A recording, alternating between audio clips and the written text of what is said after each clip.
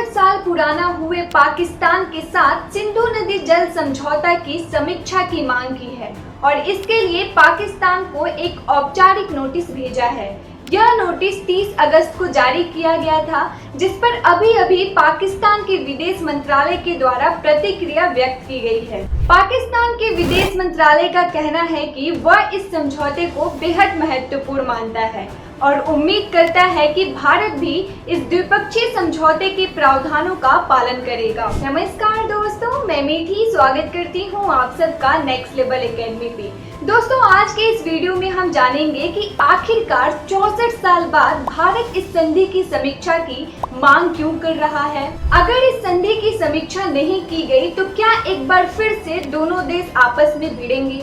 इसके अलावा हम भारत पाकिस्तान के ऐतिहासिक संबंधों को भी देखेंगे। भारत का कहना है कि इन 64 सालों में परिस्थितियों में मूलभूत और अप्रत्याशित बदलाव हुए हैं, जिससे इस समझौते का पुनर्मूल्यांकन करना बेहद ही जरूरी हो गया है।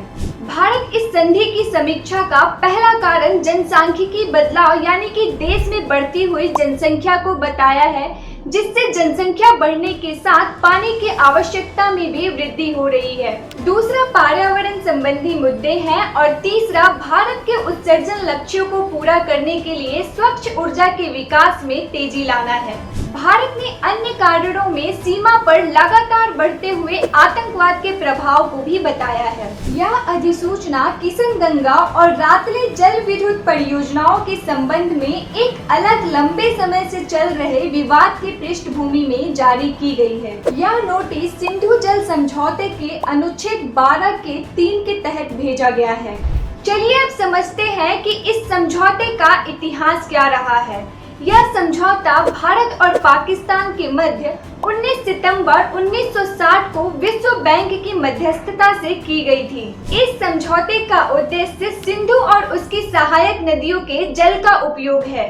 सिंधु नदी तंत्र में मुख्यतः 6 नदियां शामिल है।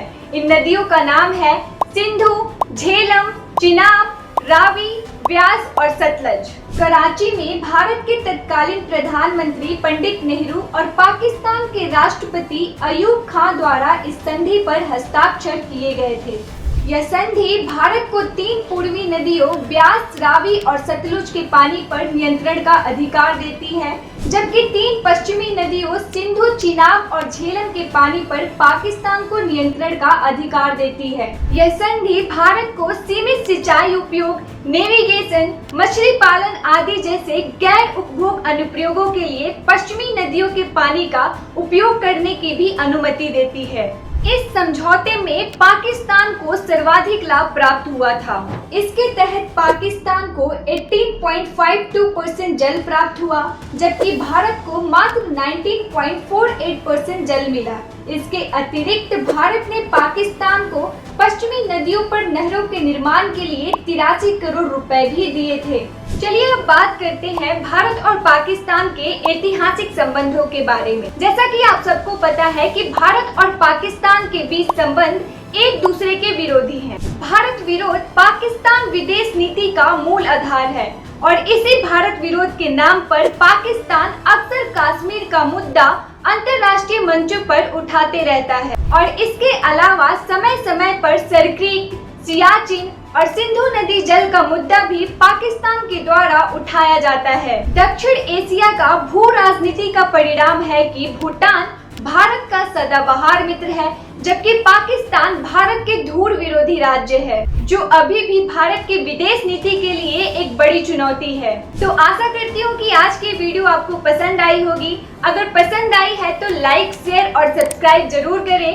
मिलती हूँ मैं नेक्स्ट वीडियो में आपसे, तब तक के लिए धन्यवाद।